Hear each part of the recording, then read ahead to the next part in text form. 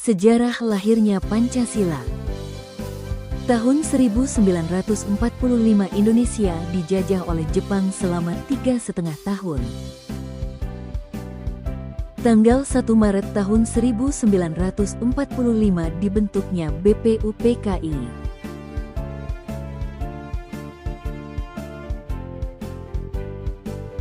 BPUPKI diketuai oleh Rajiman Widjodiningrat. Wakil BPUPKI yaitu Raden Panji Suroso dan Ichibangase Yoshio, perwakilan dari Jepang. Anggota BPUPKI terdiri dari Soekarno, Muhammad Hatta, Maria Ulfah Santoso, Raden Siti Sukaptinah. Para tokoh pahlawan ini membahas dasar negara Indonesia. Pada tanggal 1 Juni 1945, Insinyur Soekarno mengusulkan Pancasila sebagai dasar negara. Pancasila, panca itu artinya adalah 5, dan sila itu adalah dasar atau fondasi. Itu artinya Pancasila adalah 5 dasar. Negara Indonesia berdiri kuat karena memiliki dasar negara. Konsep dari Insinyur Soekarno ini disetujui oleh seluruh peserta BPUPKI, sehingga ditetapkan pada tanggal 1 Juni 1945 diperingati sebagai hari lahirnya Pancasila. Kelima sila Pancasila lahir melalui proses juga. Dalam usulan Soekarno, dirumuskan oleh tim kecil yang dibentuk oleh BPUPKI. Perbedaan pendapat banyak terjadi dalam proses itu. Namun, akhirnya terjadi kesepakatan. Dalam nilai-nilai dasar, dalam Pancasila ini dituangkan dalam dokumen yang biasa disebut dengan Piagam Jakarta. Setelah memiliki dasar negara, bangsa Indonesia makin percaya diri dalam menyatakan kemerdekaannya. Pada tanggal 17 Agustus 1945, tanpa persetujuan Jepang, Indonesia memproklamasikan kemerdekaannya, maka Indonesia resmi menjadi negara merdeka. Semua orang menyambut dengan gembira. Kemerdekaan Indonesia diraih karena peran serta seluruh bangsa Indonesia, bukan milik satu golongan saja. Nah, kesadaran ini diakomodasi oleh para tokoh bangsa dengan mengubah sila pertama Pancasila pada dokumen Piagam Jakarta yang berbunyi, ketuhanan dengan kewajiban menjalankan syariat Islam bagi pemeluk-pemeluknya. Sila ini diganti dengan pertimbangan kemerdekaan Indonesia adalah hasil perjuangan rakyat Indonesia yang memiliki keyakinan beragam, sehingga diubah menjadi ketuhanan yang Maha Esa. Pada sidang PPKI 18 Agustus 1945, Pancasila ditetapkan sebagai dasar negara Republik Indonesia. Rumusan 5 sila Pancasila itu hasil dari mufakat PPKI memang dimasukkan ke dalam teks pembukaan Undang-Undang Dasar 1945. Nilai-nilai Pancasila perlu diamalkan di dalam kehidupan bermasyarakat, berbangsa, dan bernegara. Dengan memperingati hari lahir Pancasila setiap tanggal 1 Juni, seluruh rakyat Indonesia diharapkan dapat mengamalkan nilai-nilai Pancasila dalam kehidupan sehari-hari. Meneladani perilaku Pancasila. Perilaku Pancasila ini merupakan sikap dan tindakan sehari-hari yang mencerminkan nilai-nilai luhur yang terkandung dalam 5 sila Pancasila. Ini berarti setiap perbuatan, baik di lingkungan, keluarga, sekolah, maupun masyarakat, harus sejalan dengan Pancasila. Sila pertama, ketuhanan yang Maha Esa. Ini mengajarkan kita untuk percaya pada Tuhan yang Maha Esa. Artinya, setiap orang boleh memeluk agama dan kepercayaannya masing-masing. Contoh perilaku dalam kehidupan sehari-hari. Misalnya, berdoa sebelum dan sesudah beraktivitas. Lalu kita harus menghormati teman yang berbeda agama. Sila kedua, kemanusiaan yang adil dan beradab. Ini maksudnya adalah manusia itu saling membutuhkan dan harus tolong-menolong. Contoh perilaku dalam kehidupan sehari-hari itu seperti menolong teman yang sedang kesusahan saat ia terjatuh atau butuh bantuan. Lalu ada memberi sedekah pada orang yang membutuhkan. Sila ketiga, Persatuan Indonesia. Ini merupakan menjaga persatuan dan kesatuan bangsa. Contoh perilaku dalam kehidupan sehari-hari, bekerja sama dalam kelompok untuk menyelesaikan tugas, atau dalam lingkungan sekitar kita dapat bergotong royong untuk membersihkan lingkungan rumah atau lingkungan sekolah. Lalu ada juga kita harus berteman tanpa memandang suku, agama, ras, dan sebagainya untuk menciptakan suatu kerukunan dalam kehidupan sehari-hari. Sila keempat, kerakyatan yang dipimpin oleh hikmat kebijaksanaan dalam permusyawaratan perwakilan. Ini mengambil keputusan bersama melalui musyawarah. Contohnya, kita dapat mendengarkan pendapat teman saat berdiskusi, lalu juga menggunakan hak pilih dengan bijak saat memilih ketua kelas. Dan kita harus menerima keputusan bersama dengan lapang dada meskipun bukan pilihan kita. Sila kelima, keadilan sosial bagi seluruh rakyat Indonesia. Itu artinya kita harus bersikap adil kepada semua orang.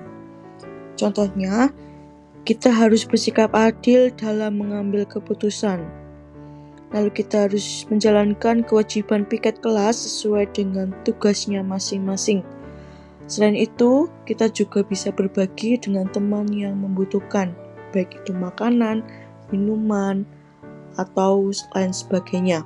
Lalu kita juga bisa menjaga fasilitas umum di sekolah maupun di lingkungan sekitar kita. Lalu kita bisa dapat melaksanakan kewajiban di rumah dan di sekolah, misalnya mengerjakan PR dan juga membantu orang tua. Hubungan antar sila dalam Pancasila. Sila-sila dalam Pancasila merupakan satu kesatuan. Hubungan sila pertama dengan sila lainnya. Ini ada beberapa poin yang harus kita perhatikan. Yang pertama, masyarakat diajak untuk menjalankan perintah agama dengan menjunjung tinggi nilai kemanusiaan. Nah, dalam hal ini, itu sesuai dengan sila kedua. Lalu poin yang kedua, membangun nilai persatuan dengan menjadikan agama sebagai dasarnya. Ini sesuai dengan sila yang ketiga. Lalu, mampu menghargai pendapat dengan orang lain, sesuai dengan sila keempat. Lalu, mampu berperilaku adil demi kesejahteraan bersama sesuai dengan ajaran agama. Ini sesuai dengan sila yang kelima.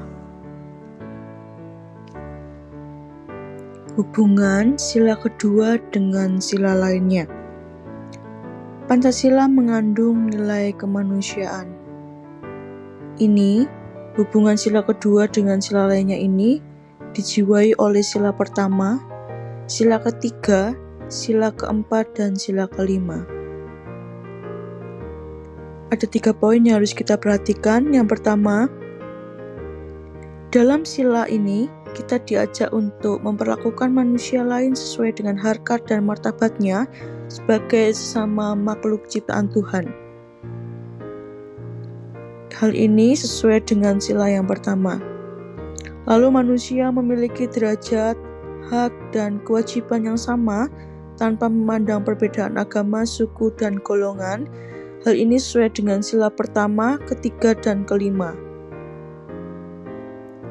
Lalu ada setiap manusia berhak hidup sejahtera dan diperlakukan secara adil sesuai nilai persatuan bangsa. Hal ini merupakan sila keempat. Hubungan sila ketiga dengan sila lainnya. Ini dijiwai oleh sila pertama, sila kedua, serta sila keempat dan sila kelima. Ini ada 2 poin yang harus kita perhatikan. Yang pertama adalah nilai persatuan. Ini didasarkan pada nilai ketuhanan dan kemanusiaan. Persatuan ini diharapkan dapat membuat kehidupan masyarakat damai dan sejahtera. Ini sesuai dengan sila pertama dan sila yang kedua. Lalu poin selanjutnya, kehidupan yang damai dan sejahtera diperoleh dari sikap saling menghargai dan memperlakukan setiap orang secara adil. Ini sesuai dengan sila keempat dan sila kelima.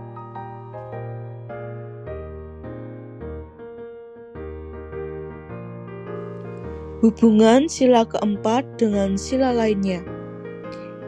Sila keempat ini dijiwai oleh sila pertama, sila kedua, sila ketiga, serta menjiwai sila keempat dan sila yang kelima. Ini ada 3 poin yang harus kita perhatikan. Yang pertama, dalam kehidupan masyarakat, keputusan sebaiknya diambil melalui proses musyawarah untuk mencapai mufakat. Pengambilan suatu keputusan dalam musyawarah dilandasi nilai agama yang mengedepankan sikap menghargai perbedaan pendapat. Hal ini sesuai dengan sila yang pertama. Poin yang kedua, semua orang memiliki hak yang sama dalam menyampaikan pendapat. Ini sesuai dengan sila yang kedua dan sila yang ketiga. Poin yang ketiga, mengutamakan kepentingan bersama dalam mengambil keputusan demi persatuan. Ini sesuai dengan sila yang kelima. Yang terakhir adalah hubungan sila kelima dengan sila lainnya. Sila kelima ini dijiwai oleh sila pertama, sila kedua, sila ketiga, dan sila yang keempat. Dalam hal ini menciptakan keadilan dalam bermasyarakat. Kita harus berlandaskan pada nilai ketuhanan yang berkemanusiaan dan mencapai persatuan dari hasil musyawarah yang demokratis. Ini sesuai dengan sila pertama, kedua, ketiga, dan yang keempat.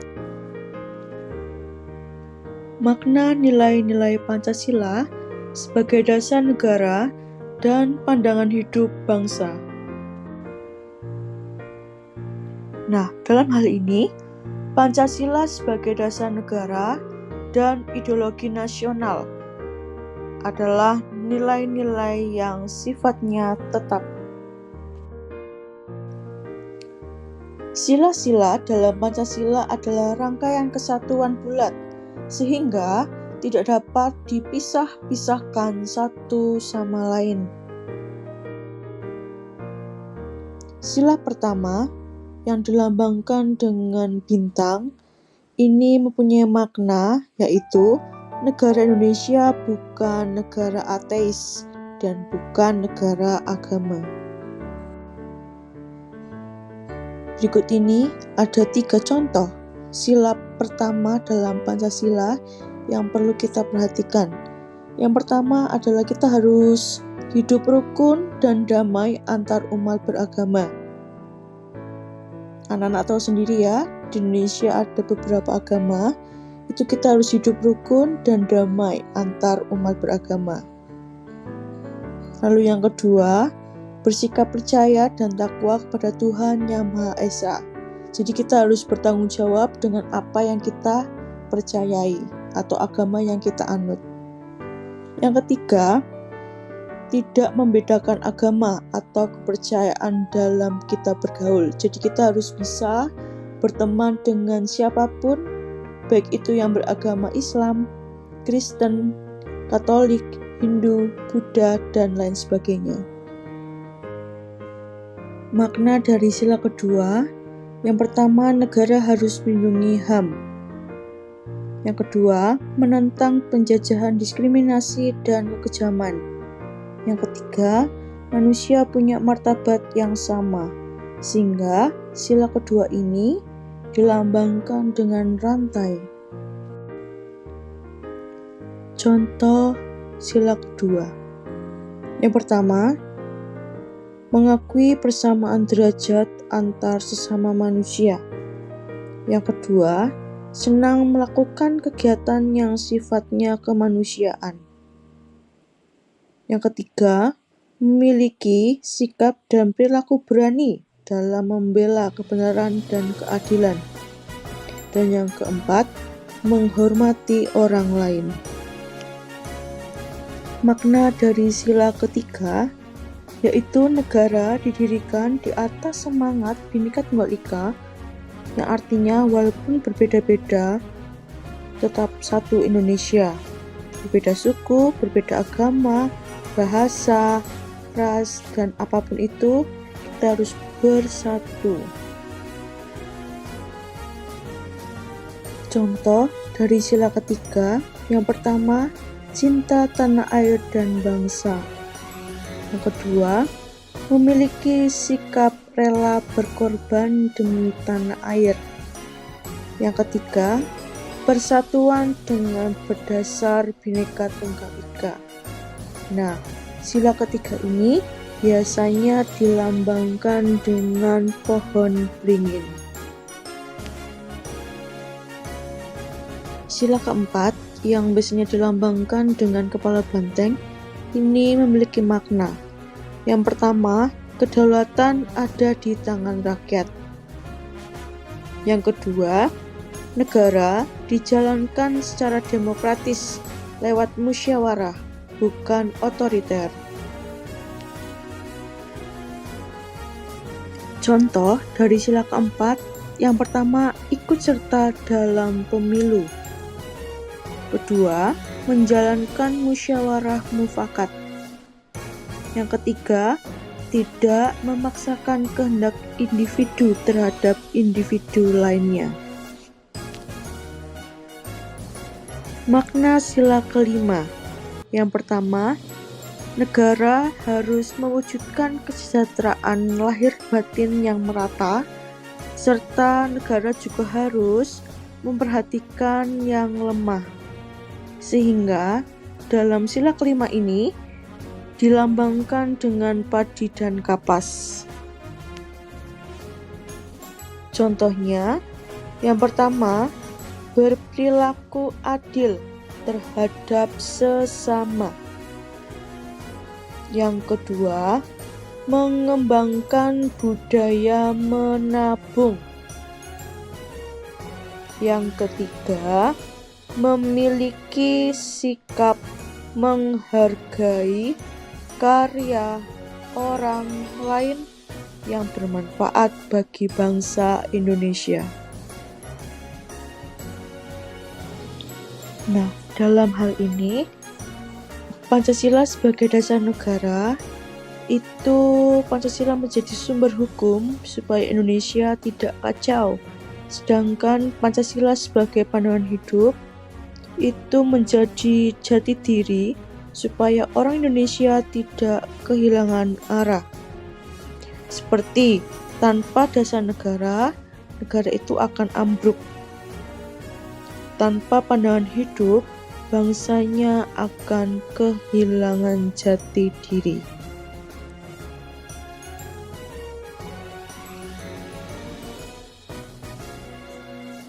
Terima kasih. Semoga bermanfaat.